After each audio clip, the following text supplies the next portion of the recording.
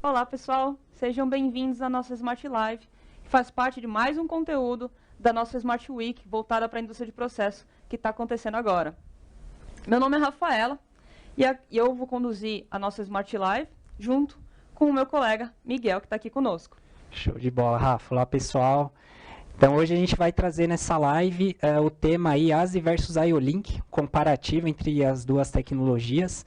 E a gente vai, o nosso objetivo é mostrar no final qual das duas vai ser a melhor tecnologia a nível de comunicação industrial, né, a nível de I/O ali, para o seu projeto. Então, a gente vai traçar um paralelo entre as duas, trazer conteúdos complementares às nossas Smart Classes, né, que a gente liberou essa semana, e bastante demonstração prática também, algumas informações bem interessantes aí sobre ambas as tecnologias, certo, Rafa? Certo.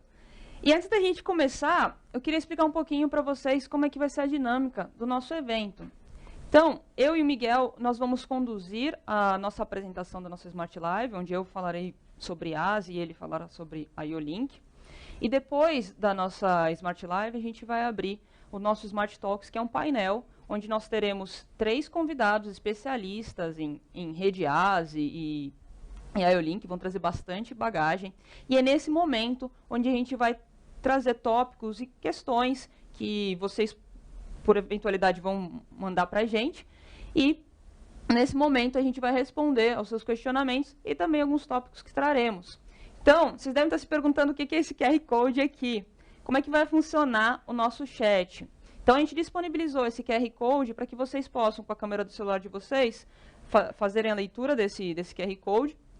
E, imediatamente, vocês vão ser enviados para um chat do WhatsApp, onde vocês podem, por todo o decorrer da nossa apresentação, enviar os comentários e perguntas para que a gente possa responder na hora do Smart Talks, ok? Quem não tem, quem está pelo celular e não tem como fazer a leitura do QR Code, nós também deixamos na aba de sobre aqui do nosso na plataforma. Descrição, né? Na descrição do evento ali, que vai estar aparecendo para vocês. Isso mesmo. Tem o link do WhatsApp para vocês também acessarem, enviarem as perguntas e a gente vai respondendo no decorrer do Smart Talks. Isso aí, pessoal. A gente vai tentar responder na hora do debate ali do painel o máximo de perguntas possível, e as que a gente não conseguir responder, obviamente, depois a gente vai no pós-evento aí, esclarece aí para todo mundo se ficar alguma dúvida pendente. Certeza. Então, a gente vai começar com a nossa apresentação agora, onde eu e o Miguel falaremos sobre rede ASI e tecnologia IO-Link, e como essas duas tecnologias podem nos ajudar e qual delas é a melhor no nível de comunicação industrial para IOs de campo no projeto e nas instalações, né? E essa semana, pessoal, a gente está tendo essa nossa Smart Week e nós disponibilizamos na nossa plataforma, para quem se inscreveu, 2 episódios do que a gente chamou de Smart Class, onde eu falo sobre ASI e trago alguns conceitos, como, por exemplo, a comunicação e alimentação no mesmo par de fios do cabo rede ASI. Trago também alguns conceitos sobre como a conexão Vampiro pode ajudar na velocidade, né? Trazer uma manutenção mais rápida, também permitir a troca quente de dispositivos. Trouxe também na Smart Class um comparativo rápido entre topologias ponto a ponto, né? Convencional ponto a ponto, com um comparativo de como seria o mesmo cenário numa tecnologia, numa topologia em ASI, e eu trago essa redução realmente que acontece com a rede ASI de cabeamento e infraestrutura. Trouxe também alguns conceitos de como a rede ASI ela se posiciona na pirâmide de automação e como ela disponibiliza os sinais de campo para protocolos de níveis superiores. E trouxe também como a gente pode ter topologias diferentes, né, de sistemas de monitoramento de válvulas diretamente em ASI, ou até conectividade de IOs convencionais, como sinais digitais, analógicos e até de segurança. Então, para quem não assistiu, fica esse convite para que vocês acessem a nossa Smart Class, porque esse conteúdo que a gente está falando nas nossas Smart Class tem muito a complementar todo o conteúdo que vai ser bastante prático no dia de hoje na nossa Smart Live. Exatamente, Rafa. E aí, pegando esse gancho, fazendo uma rápida revisão aqui da Smart Class IO-Link, seguiu essa mesma dinâmica, né, da Smart Class de ASI, onde eu trouxe ali os princípios da tecnologia IO-Link, o propósito, por que essa tecnologia surgiu, né, quando ela surgiu, por que ela surgiu, por que nasceu aí a tecnologia IO-Link, e fechamos lá com os principais pilares que mostram um pouco melhor como ela agrega mais inteligência no projeto, mais inteligência no seu processo também. Então, as Smart Class giraram em torno de formar uma base, tanto a de ASI quanto a de IO-Link, né? Formar uma base de conceitual de ambas as tecnologias, para que hoje aqui na live a gente consiga aprofundar um pouco mais em cada uma delas e trazer alguns cases, algumas demonstrações práticas e fechar ali com o nosso comparativo acerca dessas duas tecnologias que são bem conhecidas e difundidas no mercado aí de automação. Legal. E aí, pessoal, agora a gente vai para o nosso conteúdo realmente prático da nossa Smart Live. Então, o que a gente trouxe? Tudo que a gente falou na Smart Class, a gente traz hoje com bastante prática. Então, por isso, o que a gente trouxe? Nós trouxemos uma bancada com diferentes dispositivos em rede ASI e em IO-Link. Todos esses dispositivos comuns, convencionais, que são utilizados na indústria de processo. E aqui eu gostaria de mostrar para vocês como é que funciona a nossa arquitetura. Do lado da rede ASI, nós temos o mestre conectado via meio físico no switch, e o switch enviando esse sinal para o nosso supervisório. O legal é que o nosso mestre está comunicando no mesmo meio físico em Modbus. Do lado do IO-Link, nós temos um mestre IO-Link conectado ao mesmo switch que está conectado à rede ASI, e também enviando sinais ao nosso supervisório. E percebam que a comunicação, apesar do meio físico ser o mesmo, a comunicação é diferente das duas topologias. E o nosso supervisório, ele foi desenvolvido e comunica com esses dois protocolos ao mesmo tempo, e foi desenvolvido em Node-RED, tá? Legal. E aqui, acho que dá para ver bem aí como as tecnologias ficam, né, no paralelo, onde a gente tem ali, do lado do ASI, a gente tem aquele conceito de rede com vários nós, vários dispositivos pendurados no mesmo cabeamento. E do lado do IO-Link, a gente já vê ali que eu tenho a rede Ethernet chegando, o mestre, e esse mestre distribui ponto a ponto, né, a interface IO-Link para cada um dos dispositivos. Então, isso reforça um ponto aí que é muito importante, que o IO-Link é uma interface ponto a ponto e não é uma rede. Eu não consigo fazer um varal de dispositivos IO-Link. Cada dispositivo se comunica de forma individual com cada uma das portas do mestre, né? E um outro destaque bacana, a gente vê essa mescla de protocolos, né, Rafa? Hoje com a indústria 4.0, a gente vê aqui o ASI falando via Modbus, do outro lado ali eu tenho o IO-Link com a possibilidade de comunicar via OPC-UA, esses dados indo para o mesmo lugar, né, para a mesma plataforma.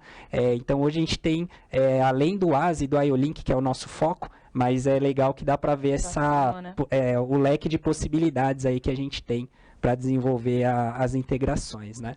Tem muita integração aqui, né? A gente tem a rede ASI, o IO-Link, e ambos soluções totalmente diferentes, conectadas em protocolos também diferentes. E é Exatamente. Isso que a indústria 4.0 traz, né? A gente fez questão, podia pôr tudo em Modbus, por exemplo, mas a gente fez questão de montar esse exemplo bem diversificado aí, justamente para mostrar esse leque de possibilidades, né? Isso mesmo. E agora eu vou mostrar para vocês um pouquinho como esses dispositivos estão sendo representados e chegando até o nosso supervisório desenvolvido em Node-RED. Então, aqui nós temos a nossa bancada física, né, como eles estão montados. Então, exatamente como está lá na topologia.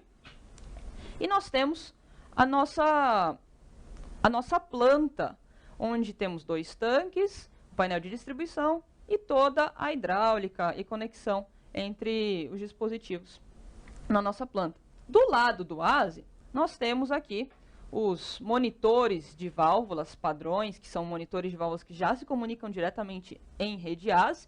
E aí você tem, para cada monitor de válvula, o feedback do aberto, do fechado, o acionamento da solenoide, alguns diagnósticos da solenoide diretamente em ASE. E também temos os sinais analógicos, por exemplo, de um medidor, um elemento primário, uma PT100, que envia sinais referentes à temperatura do tanque, e também um sensor que monitora o deslocamento linear de válvulas de controle, né? Ele te dá o feedback relacionado ao curso dessas válvulas.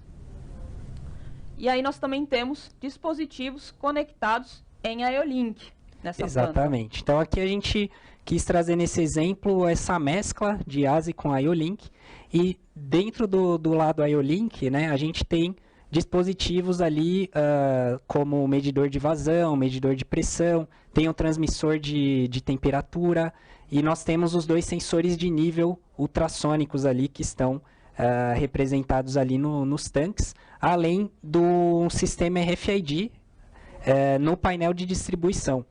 Então a gente percebe que do lado do ASE a gente vem com dispositivos ali como válvula, aberto, fechado, e o elemento, simples, sinais né? mais simples, né? O elemento primário ali como um PT100, por exemplo, que o ASE comporta, e o monitoramento da válvula proporcional, que também é uma variável que dá para a gente pegar via rede ASE. E do outro lado do IO-Link, a gente já vê variáveis um pouco mais críticas, mais rápidas, né? Mais complexas, e outros elementos como o RFID que enviam um volume de dados muito maior do que simplesmente alguns bits de aberto e fechado. Para o RFID a gente está falando de alguns bytes de informação que ele pega no tag e transmite isso via IO-Link. Então aqui a gente já começa a ver um pouquinho dessas diferenças entre um e outro, em função do tipo de dispositivo e da proposta da aplicação também. Legal. Então, acho que agora deu para entender um pouquinho mais como a nossa planta ela está simulada aqui, né? E como a gente tem a função de cada dispositivo numa planta de processos. Então, é muito legal vocês entenderem como está funcionando tudo aqui, porque agora é onde a gente vai trazer todas as demonstrações práticas, que é onde a gente vai mostrar e demonstrar quais são as funções, as melhores funções na ótica da rede ASE e também na tecnologia IO-Link. Então, vamos lá. Então, pessoal, agora eu começo a falar um pouquinho sobre os recursos da rede ASE. Aqui. E com isso eu vou trazer um vídeo para vocês, pessoal, que traz bastante as funções de como a rede ASE permite a distribuição de sinais. Sinais esses que podem ser diretamente conectados na rede ASE ou sinais digitais e analógicos, que é o que a gente vai mostrar agora no vídeo. Vamos lá. Então, pessoal, explicando para vocês um pouquinho sobre a instalação e como a topologia aqui está funcionando. Então, nós temos o nosso gateway. Na saída do nosso gateway ele está instalado no painel. Na saída do nosso gateway, nós temos o envio do cabo ASE até o protetor de segmento. Depois do protetor de segmento, ele faz uma derivação para dois monitores de válvula, o endereço 1A e o endereço 2A. Saindo do protetor de segmento, o cabo ASE, nós temos o próximo escravo ASE, que é o módulo I/O de entradas analógicas, que está conectado nele o sensor para monitoramento de posicionamento da válvula linear e também o sensor de temperatura. Então, mostrando aqui para vocês um pouquinho de cada um deles. Quando a gente olha, por exemplo, para o primeiro monitor de válvulas do endereço 1A, nós temos, então, ele mencionando o estado da válvula nesse momento em aberto. Modulando a válvula aqui de forma manual, eu tenho a passagem em transição até o momento que ele detecta que a válvula está fechada. Veja também que ele mostra a quantidade de ciclos realizados, 5 ciclos.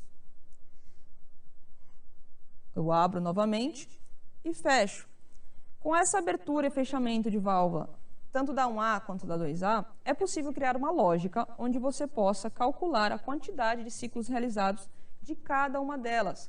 Então, com isso, você pode, por exemplo, criar um plano de manutenção. Olhando agora do lado do módulo analógico, onde nós temos os sinais de temperatura e também a posição da válvula linear. Quando a gente olha para a PT100, isso aqui é uma PT100, um dispositivo convencional encontrado no mercado, conectado ao módulo ASE. Então, lembrando, é possível conectar ao módulo ASE, à rede ASE, sinais convencionais. Você não precisa ser necessariamente conectado diretamente na rede ASE. É possível também conectar instrumentos que possuem sinais digitais ou analógicos dentro da rede ASE.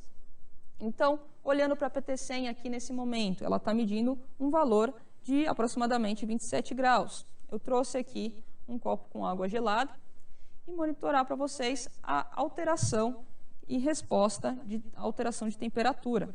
Então, é possível ver claramente a alteração de temperatura na medida que essa temperatura vai baixando devido à água gelada que eu coloquei em exposição aqui. Do lado da simulação da válvula linear, a válvula linear ela tem um monitoramento proporcional ao que significa 0 a 100% da válvula. Então, à medida que eu movimento o acionador, eu tenho o valor de posicionamento dentro do 0 a 100%, ou seja, 4 a 20 mA dentro do curso da válvula. Legal, pessoal. Acho que deu para entender um pouquinho mais sobre a distribuição de sinais, né? E agora eu trago o próximo tópico sobre os recursos da rede ASE, né? Um pouco mais de inteligência, mesmo que a gente fale de sinais menos complexos, a rede ASE também tem alguns diagnósticos um pouco mais simples, mas é possível, por ser uma comunicação em rede, é possível você ter alguns diagnósticos. Então, vamos mostrar o nosso segundo vídeo, onde mostramos aí os diagnósticos em tempo real da rede ASE dos nossos dispositivos aqui. Então, agora que vocês estão um pouco mais familiarizados de como essa topologia que nós montamos aqui na bancada está funcionando, eu quero mostrar para vocês alguns diagnósticos que a rede ASE pode fornecer para cada dispositivo. Então, na sequência, eu vou forçar algumas falhas, alguns erros que podem ocorrer na rede ASE e mostrar para vocês como que o gateway se comporta e que mensagens ele pode mostrar na medida que você tem falhas. Então, o primeiro diagnóstico que eu quero mostrar para vocês diz respeito aos monitores de válvulas conectados no endereço 1A e 2A. Então, aqui vocês podem ver que nós temos esse equipamento disponibilizando o sinal de ASE para esses dois monitores. O que é esse equipamento? Ele é um protetor de segmento, nada mais é do que um derivador com isolação de falhas. Como é que ele funciona? Ele funciona como um derivador de até 6 válvulas, você pode conectar até 6 monitores de válvulas por protetor de segmento, e ele conecta individualmente cada monitor. Se devido a alguma falha, alguma ocorrência de falhas de manutenção ou de operação, por acaso se gerar um curto-circuito no cabo ASE, no cabo que está disponibilizando a comunicação ASE, esse curto-circuito não se propaga para demais válvulas ou até outros escravos, como módulos de entradas e saídas digitais ou analógicos. E essa falha, ela permanece apenas na válvula, no monitor que o curto-circuito está ocorrendo. Então, aqui eu vou mudar a tela do supervisório para mostrar para vocês o display do gateway. No display do gateway, que vocês estão vendo aqui no supervisório, a mesma informação ocorre fisicamente. Então, aqui nós temos um botão que eu conectei fisicamente e eletricamente no protetor de segmento, que quando eu apertar ele, ele vai forçar um curto-circuito no cabo ASE, na comunicação ASE da válvula 2A. Então, aqui vocês podem ver que no supervisório nós temos uma falha ocorrendo. Essa falha ocorrendo no supervisório visualmente, ela é feita via lógica. Porém, no gateway, é possível você ver que existe uma falha local no 2A. Endereço 2A, ele consta como a informação missing slave. E localmente, no protetor de segmento, é possível visualizar que o SPUR 5 está em falha de curto-circuito e a comunicação nessa 2A não existe alimentação nem comunicação nessa válvula enquanto ocorrer o curto-circuito. Na medida que eu soltar esse curto-circuito, se eu soltar o botão e tirar esse erro de curto-circuito, o curto-circuito sai localmente do display do protetor de segmento, a comunicação volta a ocorrer no endereçamento 2A e você também consegue visualizar no supervisório que não existe mais nenhuma falha nessa válvula. Percebam que quando essa falha ocorreu no 2A, nenhum dos dois outros dispositivos entrou em falha também. Então, com isso, você consegue que, se acontecer realmente alguma falha de manutenção, de entrada de líquidos ou algum curto-circuito no próprio cabeamento ASE de um dos monitores, essa falha não se propaga para os próximos dispositivos. Então, você não tem uma parada de emergência na tua planta de todos os dispositivos. Você sabe exatamente onde está a falha e qual é a falha naquela rede. Então, isso te fornece uma maior disponibilidade de horas de dispositivos de campo e uma maior produtividade.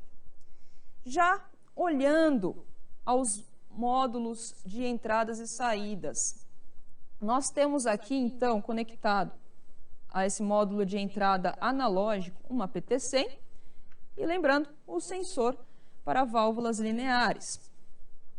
Se eu desconectar essa PT100, o que vai acontecer com o meu gate?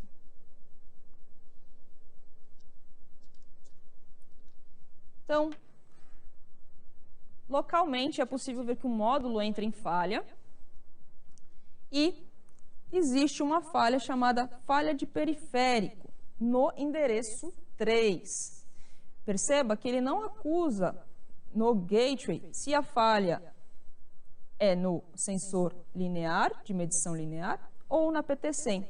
Porém, no meu supervisório eu consigo monitorar isso, porque é possível, numa lógica, executar a função de monitorar qual desses I/Os está tendo uma falha de acordo com o fundo de escala, com o sinal de saída que ele dá. Quando eu volto com a PT100 para conexão,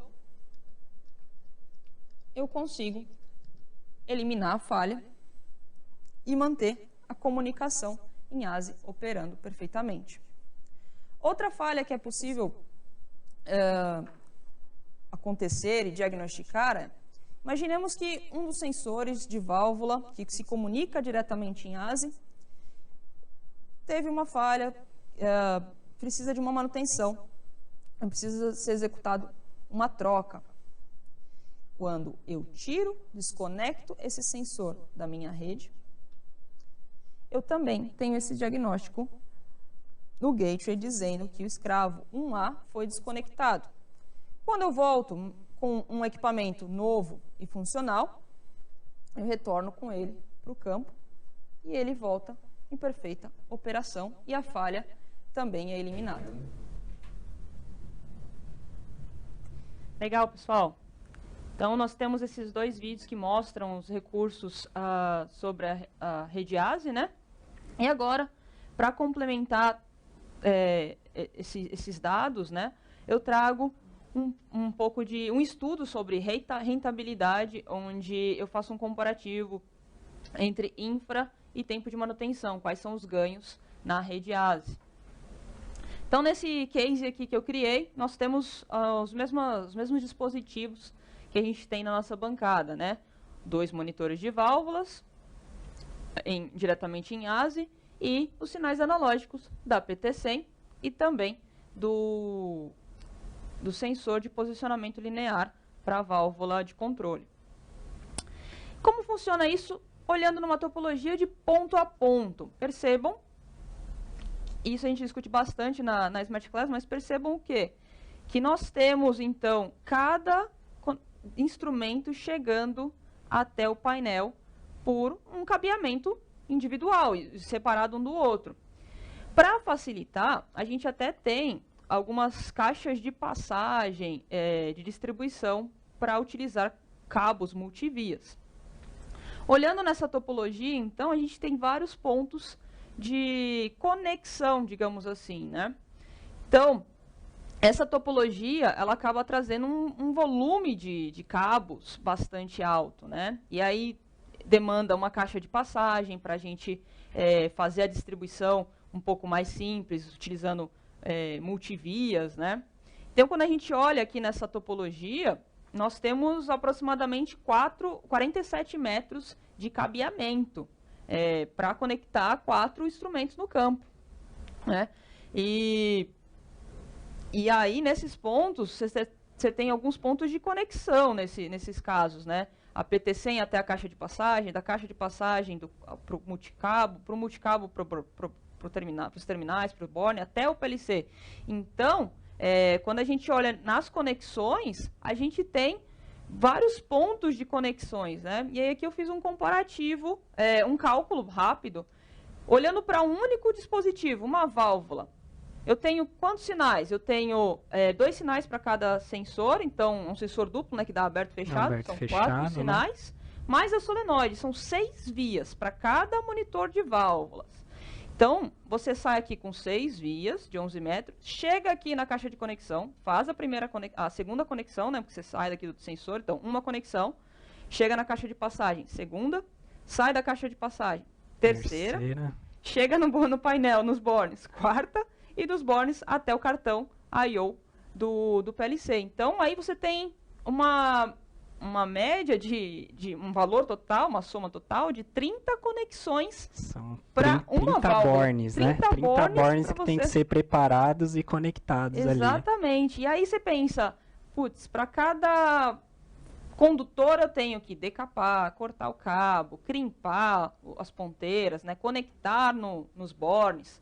Então, a gente, desconsiderando e desprezando o deslocamento de um canto até o outro, né, considerando puramente só esses processos de decapar, cortar e crimpar e conectar ao borne, a gente calcula mais ou menos um minuto para cada condutor. Então, sai aí uma média de aproximadamente 30 minutos para montar uma válvula num cartão I/O para chegar no painel, né? E essa soma aí desses 4 instrumentos levaram a gente a vários cabos multivias de até 47 metros. E aí, transformando essa mesma topologia, esse cenário não muda, mas vamos colocar uma topologia em ASI. Então, aí a gente já olha... Só na imagem já tem uma diferença boa limpo, ali, né? Então, claramente, a primeira coisa que eu falo para vocês a infraestrutura é muito mais limpa, tem uma redução muito maior.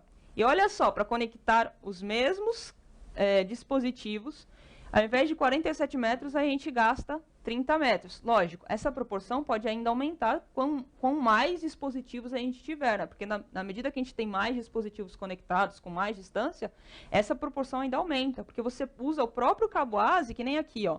Para ligar essa válvula, eu cheguei com o cabo ASI até ela. Mas para ligar essa válvula, eu aproveitei que já tinha um cabo até aqui e puxei para ela. Então, eu reduzo a quantidade de cabos até o painel. Isso, na proporção, acaba gerando um ganho muito proporcional assim, de redução de cabeamento, infraestrutura. A gente fala cabeamento e infraestrutura porque você passa o cabo, você tem uma eletrocalha, bandejamento para passar tudo isso. E olha só que legal, não tem caixa de passagem. E aí, por isso, quando a gente olha para essa topologia ASI, olhando para tempo de manutenção, para conectar uma válvula, aquela mesma válvula que a gente usa no ponto a ponto, a gente tem quantas conexões? A conexão do painel aqui, né, 2 vias, aí bornezinho, sai e chega até a válvula. Na válvula nós temos um conector vampiro, lá que eu falei para vocês que tem aquele, acaba mordendo o cabo, conectando. Quais são essas conexões para conectar o vampiro? Ele mordeu o cabo, e você parafusar para ele travar e o M12, né, a porquinha do M12 para você rosquear. Estima-se mais ou menos, então, 2 vias, 2 minutos, mesmo cálculo, referente ao ponto a ponto. E para fechar e fixar um M12 com conector Vampiro? 1 minuto também. Então, olha só o comparativo. 30 minutos no ponto a ponto e 3 minutos no ASI. Então, a gente tem uma redução muito... E aí, você multiplica isso pela quantidade de válvulas. Quando a gente fala em válvulas, a gente tem 2 válvulas, né? A gente tem 20, 30, até 60 até centenas de válvulas. Né? Então, imagina transformar 30 minutos em 3 minutos, Exatamente. vezes a quantidade de válvulas que vocês têm. E um ponto legal aqui, Rafa, é que nessa imagem dá para ver bem, você falou ali da distribuição do cabo, que a rede ASI ela tem uma flexibilidade de topologia que nenhum outro protocolo a nível de campo possui, que é você poder fazer derivações sem ter muito limite. Se pode fazer um T no meio da rede, por exemplo. Então ali a gente vê um cabo passando, a gente vê uma ramificação fazendo esse T ali no meio da rede, com um acessório extremamente simples, que é o derivador Vampiro. E isso, para montagem no campo, visando essa redução do tempo e do volume de cabeamento distribuído, é um dos grandes benefícios, né, uma das grandes vantagens que a rede ASI oferece, e é um diferencial comparado a qualquer outra tecnologia, essa parte da flexibilidade de roteamento do cabo. Exatamente. Né? E é por isso que impacta tanto quando a gente olha para o tempo de montagem, né? Então, acho que deu para entender um pouquinho melhor quanto aos recursos que a rede ASI pode promover e também esses ganhos quando a gente olha para montagem e até manutenção de campo, né, da rede ASI. Legal. Vamos falar um pouquinho agora sobre a IO-Link. Então, a Rafa trouxe ali algumas demonstrações, um estudo ali bem bacana também, né, de um dos pilares do ASI, que é a redução de tempo. E eu vou falar um pouquinho da parte IO-Link aqui, começando pela topologia. Então, no IO-Link, a gente tem a proposta, né, é uma tecnologia que nasceu orientada a um dispositivo mais inteligente. Então, do lado esquerdo aqui, a gente vai ver os Smart Devices. Então, eu tenho aqui transmissores, sensores, uma antena RFID, e eu tenho atuadores IO-Link, né? Então, todo esse dispositivo que tem a interface IO-Link incorporada, a gente considera ele como um dispositivo inteligente. Ele tem uma série de dados, de recursos que ele oferece, e a gente vai ver um pouco mais para frente os principais. Porém, o IO-Link ele também tem um dispositivo que é chamado de hub. Tá? Então, esse hub ele é um cartão de I/O que eu consigo integrar no Mestre IO-Link. Dessa forma, ele permite a integração de sinais elétricos tradicionais. Então, posso pegar um sensor indutivo PNP e conectar no hub e ler esse sinal via IO-Link. Assim como eu posso ligar um sinal 4 a 20 mA ou 0 a 10 volts, por exemplo, ou até mesmo um PT100, uma variável de temperatura. O hub ele faz esse papel. O contraponto aqui é que ele entrega um diagnóstico básico. Então, por que hoje a gente, né, na nossa concepção, se confunde bastante o ASI com a IO-Link, ou tem essa questão da concorrência? Porque muitas vezes se considera esse conceito do hub, onde eu uso o mestre IO-Link, coloco vários hubs nesse mestre e eu integro sinais convencionais a esses hubs, que é exatamente a mesma coisa que a gente faz com a rede ASI. Então, nesse aspecto... Sinais, né? Exatamente, é uma pura distribuição de sinais.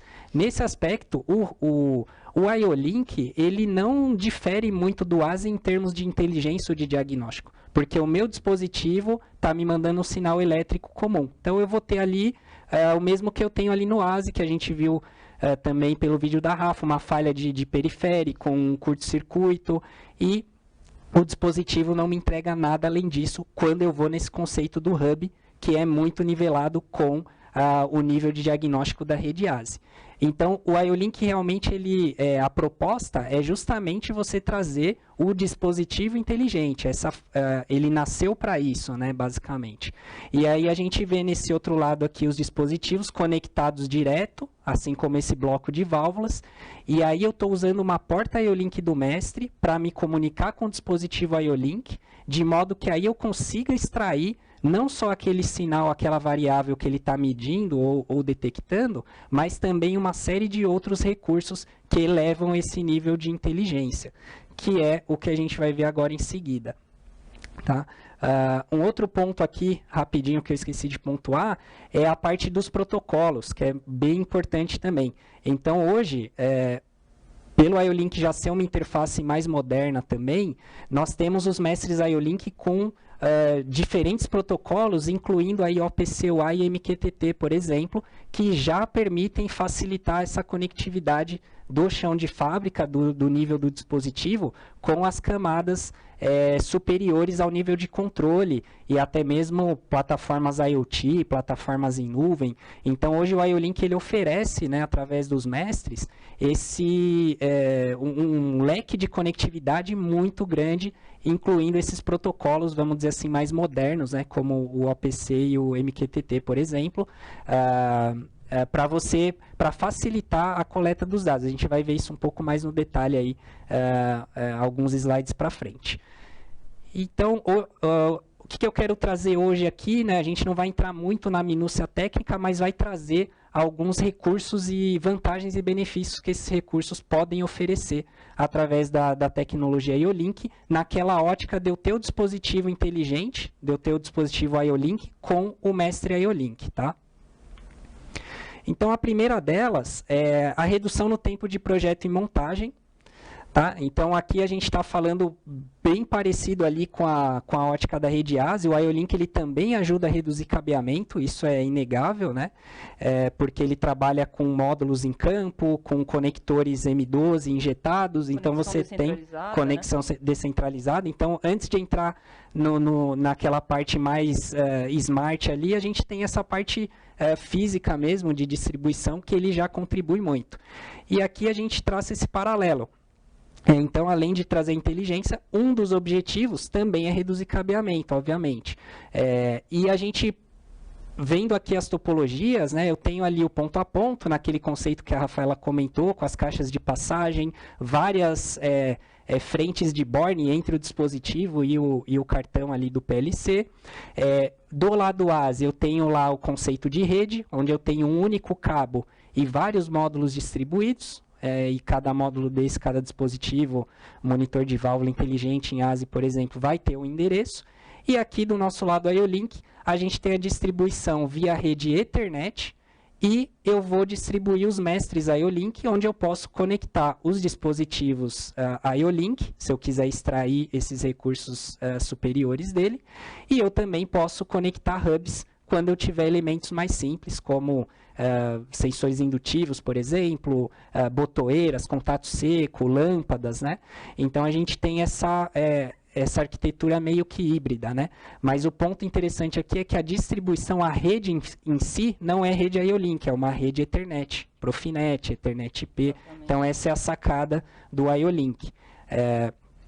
E em termos de redução de tempo, a gente vai ter, se a gente trabalhar com todos os cabos, né, e conectores injetáveis, tudo prontinho já, é uma redução bem próxima do que o ASI oferece ali, em torno de 90%. Os tempos ali são bem equivalentes. Porém, se eu for para o lado de montar os conectores, que acontece muito, né, eu compro a bobina de cabo e vou montando meus conectores, aí esse tempo ele vai ser um pouquinho superior ao ASI, mas aí ainda infinitamente inferior ao tradicional ponto a ponto ali das réguas de Born. Então, esse primeiro ponto, redução de tempo de montagem, e é aí que muitas vezes tem muito esse conflito, ASI ou IO-Link, um substitui o outro, porque ele também tem essa proposta de reduzir cabeamento, né? E passando para o lado ali da inteligência, dos recursos, né, para trazer mais inteligência ao processo, a gente viu na Smart Live ali 4 pilares, né, operabilidade, diagnósticos, parametrização e padronização. São esses pilares que os dispositivos IO-Link combinados ao mestre, eles oferecem em termos de recurso. E agora a gente vai ver na sequência alguns recursos referentes a esses pilares, né?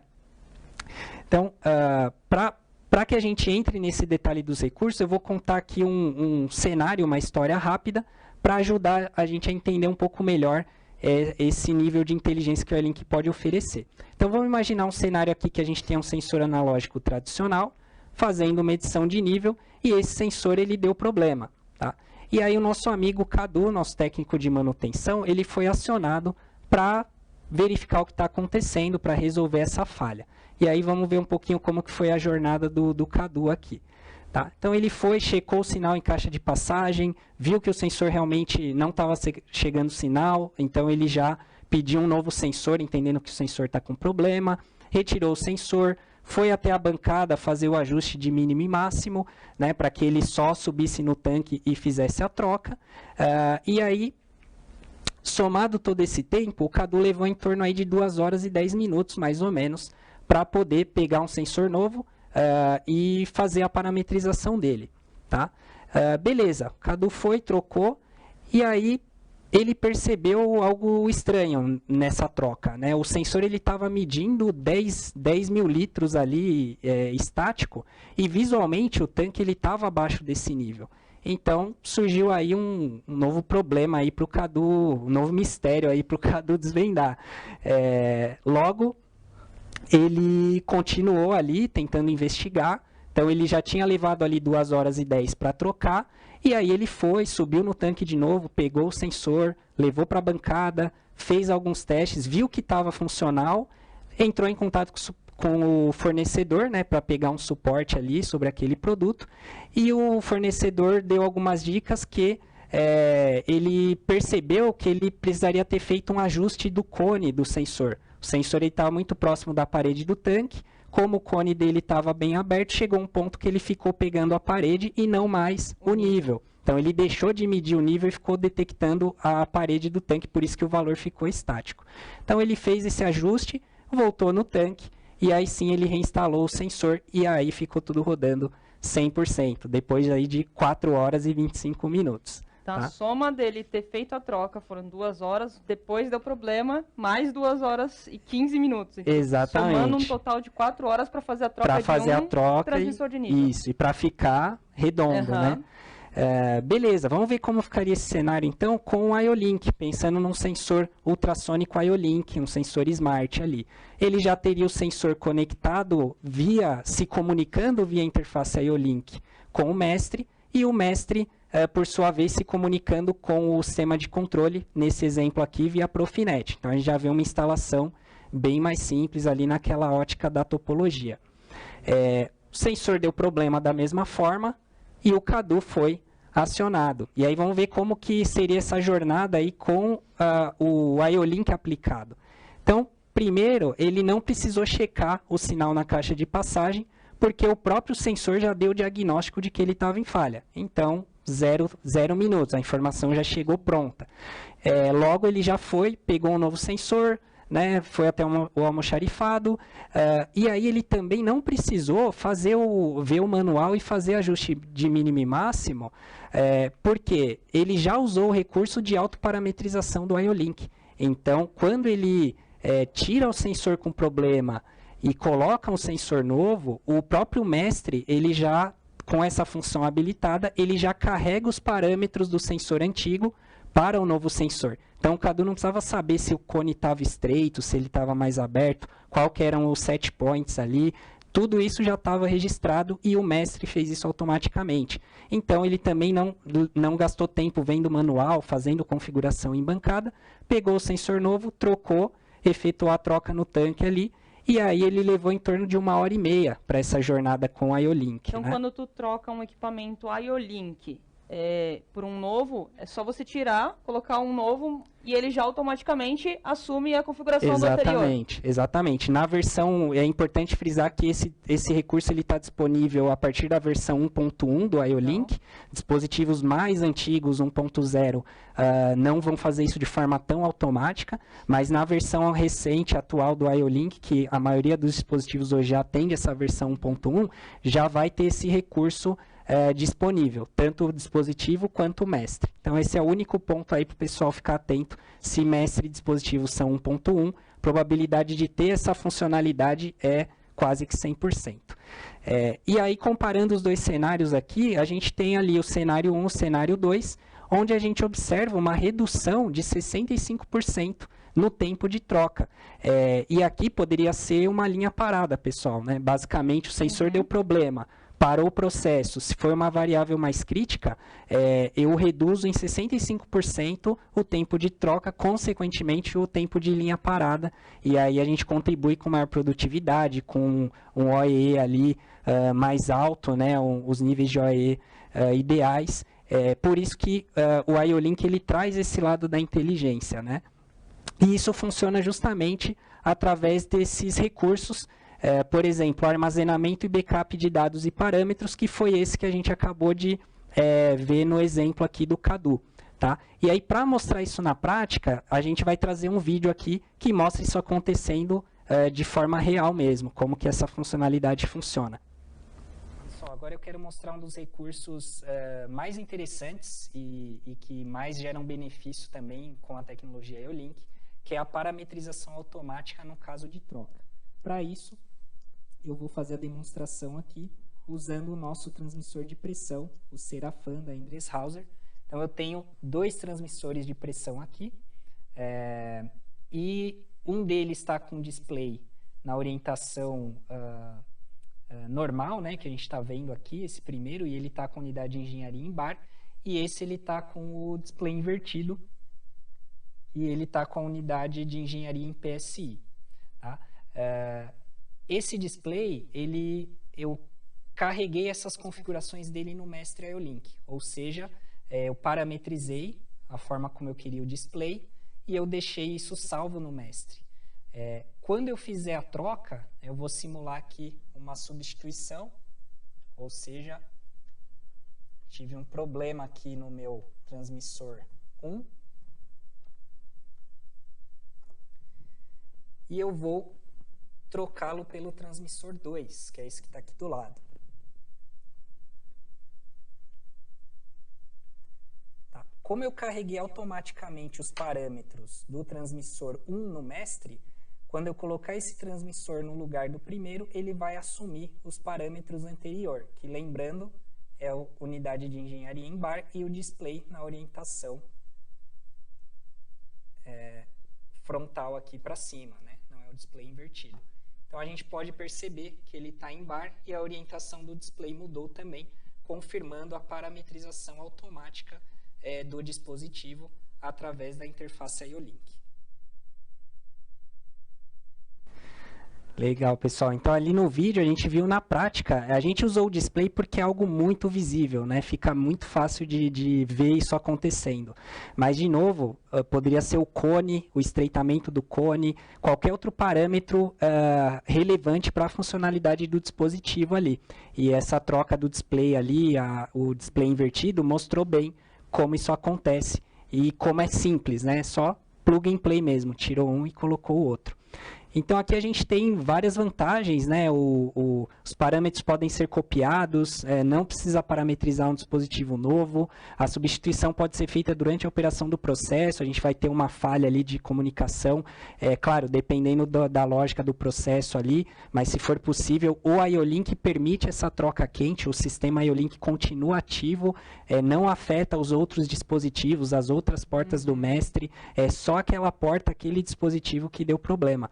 Então, por isso ele habilita essa possibilidade da troca quente, inclusive, dependendo da criticidade do processo. Então, mesmo ali. que tu tenha uma falha no equipamento, se tu tiver outros transmissores de nível, de vazão, enfim, conectados no mesmo mestre, isso não interrompe a comunicação exatamente, não vai influenciar em nada. Então. Um outro recurso, pessoal, é o acesso remoto aos dispositivos para setup e parametrização.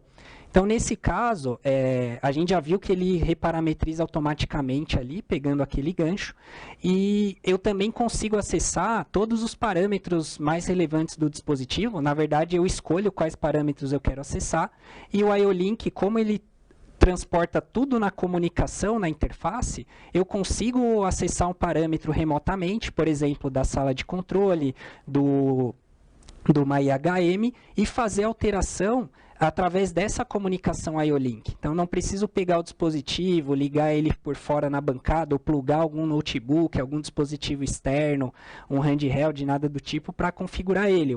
Eu posso fazer isso pela comunicação IO-Link que está acontecendo. E aí, na Smart Class, a gente explicou um pouquinho melhor que eu tenho lá dados de processo e os dados de serviço, que justamente tem a ver com esses parâmetros para permitir essa parametrização remota, tá? E a gente tem também, para fechar aqui nos recursos principais, os dispositivos conectados e não mais ligados, né? E aqui a gente traz um outro vídeo para mostrar um pouquinho melhor sobre um pouco do diagnóstico, desse nível de inteligência que o dispositivo oferece. Outro ponto muito importante que agrega muito valor é a questão dos diagnósticos em IO-Link.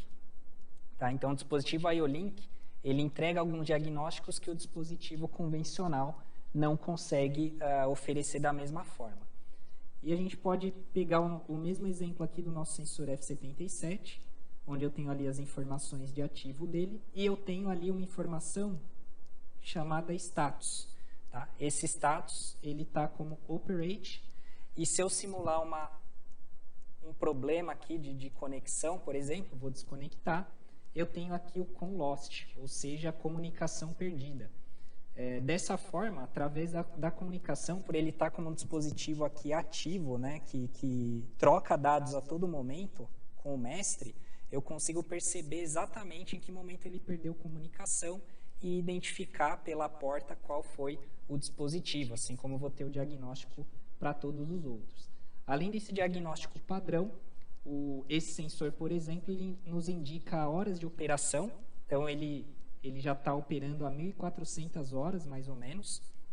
Tá? É uma informação que eu posso usar para planejar uma manutenção, para planejar uma verificação se aquele instrumento, se aquele dispositivo está funcionando dentro dos padrões dele antes que ele venha apresentar algum problema. Assim como eu posso ter vários outros diagnósticos, e aí cada dispositivo IO-Link, em função do seu princípio de operação, seja ultrassônico, transmissor de pressão, RFID, cada um pode ter diagnósticos específicos que eu consigo extrair exatamente como eu estou puxando aqui o status dele através da comunicação IO-Link. Bom, pessoal, a gente viu no vídeo, então, essa parte da conectividade, né?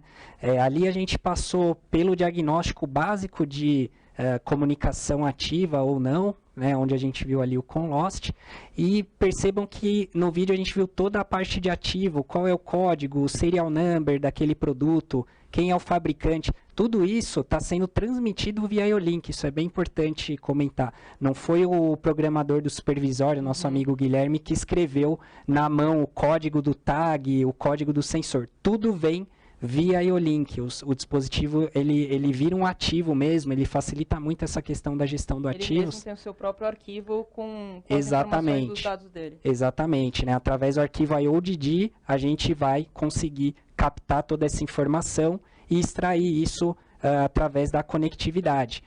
Nos diagnósticos, como a gente viu ali, a gente mostrou o tempo de operação do sensor, isso é muito comum. Eu consegui monitorar o IO-Link e me entrega quantas horas aquele dispositivo está operando. E cada dispositivo, em função do seu princípio, ultrassônico, RFID, pressão, vazão, vai ter uma série de diagnósticos próprios, dedicados à funcionalidade dele. E tudo isso a gente consegue ver, ler, né, e extrair de maneira bem simples ali, através da interface IO-Link também, deixando esses dispositivos cada vez mais vivos, ativos e como coisas conectadas na planta mesmo, quando a gente faz esse link aí com o IoT, né? Para fechar aqui, eu quero trazer para vocês o Multilink, é uma combinação do IO-Link e uma tecnologia que a Pepperfuchs desenvolveu, chamada Multilink, que ela facilita a coleta de dados dos dispositivos no chão de fábrica. Tem a ver com aquilo que a gente comentou no início, dos protocolos OPC-UA e MQTT, por exemplo. Tá? Então, com o IO-Link, o Multilink no mestre, isso significa que eu consigo estabelecer a comunicação do meu mestre IO-Link com diferentes protocolos de forma simultânea. Então, a gente pode observar aqui no esquemático à direita, que eu tenho o mestre se comunicando com o PLC, por exemplo, e para isso ele vai usar ali os protocolos padrão, como o Profinet, ou Ethernet IP, ou até mesmo o Modbus TCP, mas eu consigo, em paralelo com isso, me comunicar via MQTT, por exemplo, e subir os dados dos dispositivos IO-Link direto para um Node-RED, direto para um sistema supervisório, às vezes através do OPC UA também, ou até mesmo para um gateway que vai jogar isso para a nuvem. Então, eu consigo ler os dados dos dispositivos por diferentes fontes, através de diferentes protocolos. E isso vai muito de encontro com a evolução aí no sentido da indústria 4.0. Tá? Então, é isso que o Multilink ele oferece. Ele facilita a conectividade, a extração dos dados nos mais diferentes níveis de forma mais simples possível. Tá? E por que isso começa a fazer sentido com o IO-Link? Por causa do volume de dados, de informações que o dispositivo IO-Link oferece. Então, imagina, eu pego o dispositivo, o transmissor de nível, o nível eu tenho que levar para o PLC para saber quanto que é o nível do tanque, fazer todo o controle. Já o código dele, o tag, os diagnósticos, isso acaba indo mais para uma IHM, para uma tela de supervisão. Então, por que eu não pegar esses dados direto, sem que eu dependa do PLC para extrair, para eu ir lá buscar no PLC? Então, essa é a proposta do Multilink. Quebrar um pouco essa hierarquia, né, de certa forma, e evitar gargalos em cima do PLC, e habilitar até mesmo aplicações de coleta de dados onde eu não dependa em nada do PLC. Exemplo, equipamentos legados, muito antigos, onde eu não tenho conectividade no PLC, eu posso colocar um dispositivo inteligente, o mestre, e extrair algum dado estratégico da planta através desse conceito, sem um investimento muito elevado em hardware e um projeto muito complexo, né? E com isso, eu fecho aqui a parte do IO-Link. E aí fica a pergunta, né, Rafa? ASI versus IO-Link. Quem será que ganha, né? Quem ganha esse jogo, né? Bom, eu acho que essa brincadeira que a gente faz, ela é muito saudável. Com certeza. E aqui, pessoal, acho que agora entendendo um pouquinho melhor das duas soluções, né, e como elas funcionam, acho que já começa a ter uma clareza um pouquinho melhor. E aí, por isso, a gente transformou todo esse conteúdo que a gente apresentou numa tabela com alguns pequenos comparativos, né? Então, eu não vou passar um por um, mas trazendo alguns comparativos, uns tópicos mais importantes, né? Sobre o que difere o ASI do IO-Link, né? Acho que uma principal função, um conceito, não diria nenhuma função, o ASI, ele é uma rede onde você tem no mesmo cabo até 62 endereços, até 62 escravos para fazer distribuição de sinal. Já no IO-Link, ele é uma interface ponto a ponto que se comunica em rede via o mestre IO-Link. Exatamente. E um outro ponto, acho que, puxando um pouco para o lado do ASI, a flexibilidade que eu e o Miguel comentamos sobre a distribuição do cabo ASI, né? O cabo ASI, a gente permite, numa rede sem nenhum extensor ou repetidor, terminadores, você consegue até 100 metros do cabo ASI. Sendo que, por exemplo, se você utilizar aqueles módulos de entradas e saídas analógicas, o cabo ASI é o que conta nesses 100 metros. Todo sinal que sai daquele módulo, aquela remota, para o I/O convencional, pode ser uma PT100, um sinal de uma válvula linear, ou um sinal digital de entrada ou saída, ele não computa nos 100 metros. Que ali você só tem o sinal elétrico, né, Rafa? Não tem uma comunicação. Então, por isso que do I/O ASI para fora não conta como metragem. Né? Mesmo. E é legal que você consegue aproveitar, como é uma rede, você consegue todos os mesmos dispositivos conectados na mesma rede. À medida que você tem o cabo passando no decorrer da tua planta, tu tem mais uma válvula próximo do cabo, já aproveita o cabo que já está vindo do painel. Você não precisa mandar esse cabo até o painel novamente ou até o mestre. Sim. Não. Já aproveita o cabo que está chegando próximo da válvula. Que é o que deu para ver naquele diagrama que você mostrou ali fazendo o T, né? Exatamente.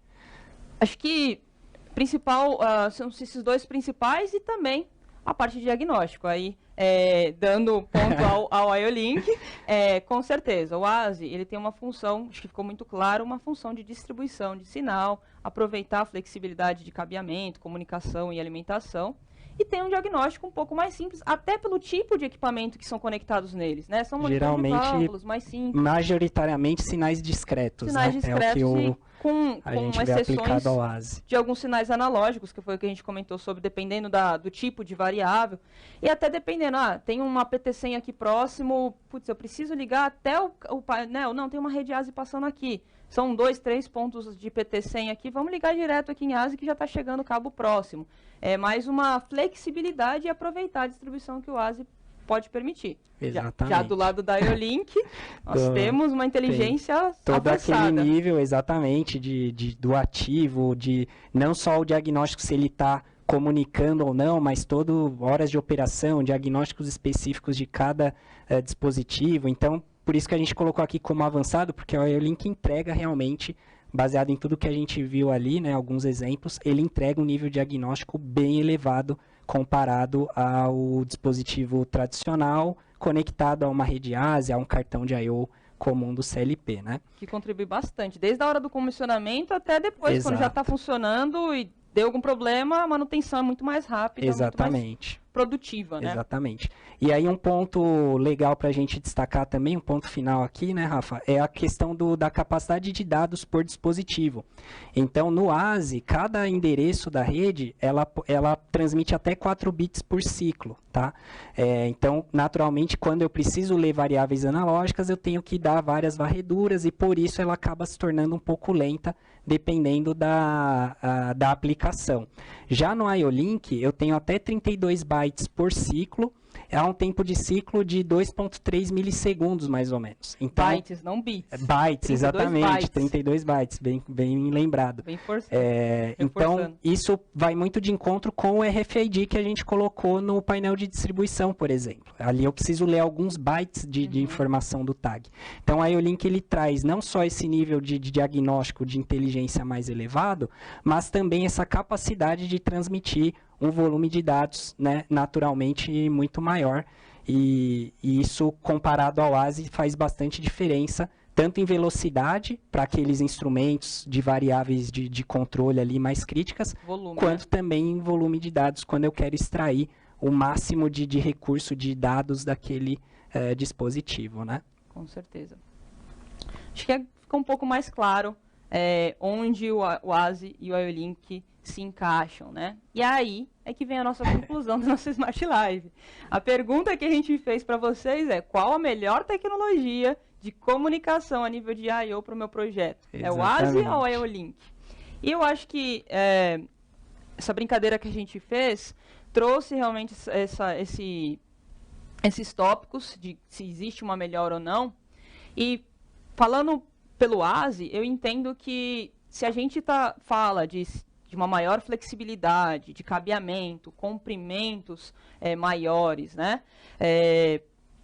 Disponibilizar as válvulas, sinais de volumes de sinais um pouco menores, o ASI é uma tecnologia muito aplicada, porque ele vai te dar um ganho, e a gente viu isso tanto nos vídeos que eu mostrei, como também naquela situação problema, onde a gente compara o ASI com uma tecnologia super consolidada, que é o ponto-a-ponto, e traz vários benefícios de redução de infraestrutura e tempo de manutenção. Então, do lado do ASI, tem sim sua aplicabilidade. Eu não acho que... não vou afirmar para vocês, existem alguns comentários, o ASI é uma tecnologia que está sendo descontinuada. Não, ela tem uma aplicabilidade enorme na indústria de processo. É uma das redes que, para monitoramento de válvula, uma das redes mais usadas. Porque realmente ela traz muitos benefícios, desde a parte da montagem, da pessoa que está fazendo a montagem, até quem está no dia a dia mexendo nas válvulas. Então, do lado do ASI, existe sim uma aplicabilidade para campo, para monitoramento de válvulas e distribuição de I/Os. Para o IO-Link, Para o IO-Link a gente também tem a questão da distribuição, mas se a gente lembrar dos limites de distância, o ASI oferece justamente essa flexibilidade maior quando eu tenho uma área muito extensa e e sinais distribuídos ali, sinais mais simples, né? O IO-Link ele já vai ter o limite de 20 metros do mestre até o dispositivo ou até o hub. Então, para eu distribuir o IO-Link, eu preciso levar a rede Profinet, Ethernet até o campo. E aí, quanto maior a área, eu vou ter que fazer investimento em switches, em painéis para fazer as derivações, porque no Profinet eu não posso ir lá colocar um vampirinho e fazer um T no meio da rede. É um investimento maior, uma complexidade exatamente, maior. Tem essa complexidade um pouco maior. Até porque o Profinet e o Ethernet são níveis superiores. Exatamente. Né? Até você consegue chegar no campo, mas não são redes que são... A função delas é muito maior que essa, agregar, né? Dispositivos mais complexos, né? Com tem uma complexidade um inversor, maior. um CCM, algo do tipo assim. E aí, por outro lado, a questão da inteligência, né? Do nível de dados, de conectividade que o IO-Link oferece. Então, hoje a gente, acho que a conclusão realmente não tem melhor nem pior, e o IO-Link não veio para substituir o ASI. Existem características, vantagens, dependendo da sua aplicação e do nível de dados, né, do nível de informação que você quer extrair do seu dispositivo no campo. O que você quer extrair do teu processo, da instrumentação que está no teu processo? Você quer um monitoramento de válvula que te fala aberto, fechado no mesmo par de fios e te reduz cabo? Ou você quer um alto volume de dados, uma velocidade maior e uma inteligência para dispositivos? E um tempo de resposta maior também. Exatamente. Maior. E acho que para provar aí que o IO-Link não vai substituir o ASI, é que a gente fecha trazendo esse gancho aí do ASI 5, que é a próxima geração do ASI. Tá? Então, nessa geração do ASI, a gente vai ter uma combinação do ASI tradicional, que a gente conhece hoje, a versão 3.0, com o IO-Link. Isso vai resultar aí no ASI 5. E aí, só para a gente entender rapidinho como vai ser, eu vou conseguir, na rede ASI, integrar dispositivos IO-Link também e extrair aqueles recursos, aqueles diagnósticos desses dispositivos.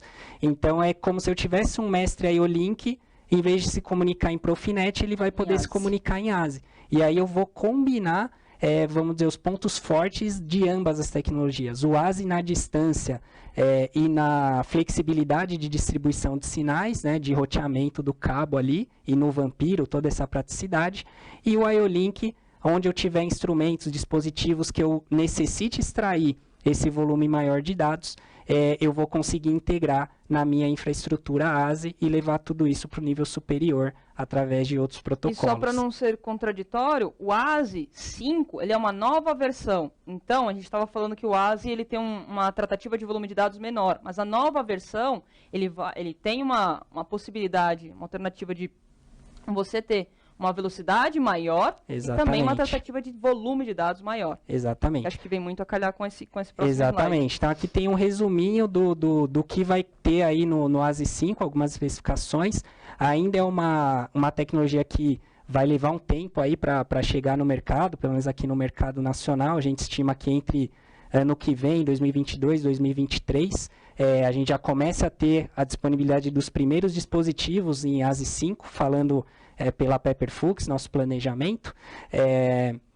E aí, assim como hoje o IO-Link não vai substituir o ASI 3, o ASI 5 também não vai substituir o IO-Link. Vamos continuar tendo essas duas tecnologias, cada uma com a sua evolução, e o ASI 5 é simplesmente uma possibilidade de unir o melhor de cada uma, de novo, dependendo da aplicação, e ter essa solução híbrida, né? Assim como hoje a gente pode ter o IO-Link de um lado e o ASI 3 do outro, na mesma planta, para dispositivos diferentes. O ASI 5 ele vai facilitar essa combinação quando fizer sentido aí para a aplicação, para o projeto, né? E, pessoal, eu, da minha parte, me despeço por aqui. Agradeço aí a disponibilidade, a participação de todos. E agora a gente vai iniciar o nosso Smart Talks. Então, eu vou dar lugar aqui ao meu amigo Bruno, que vai moderar esse papo aí com os nossos especialistas convidados aí para a gente trocar uma ideia na prática sobre essas duas tecnologias também. Obrigado e até a próxima. Valeu, pessoal. Eu continuo por aqui e aí agora a gente vai chamar os nossos convidados e o nosso host.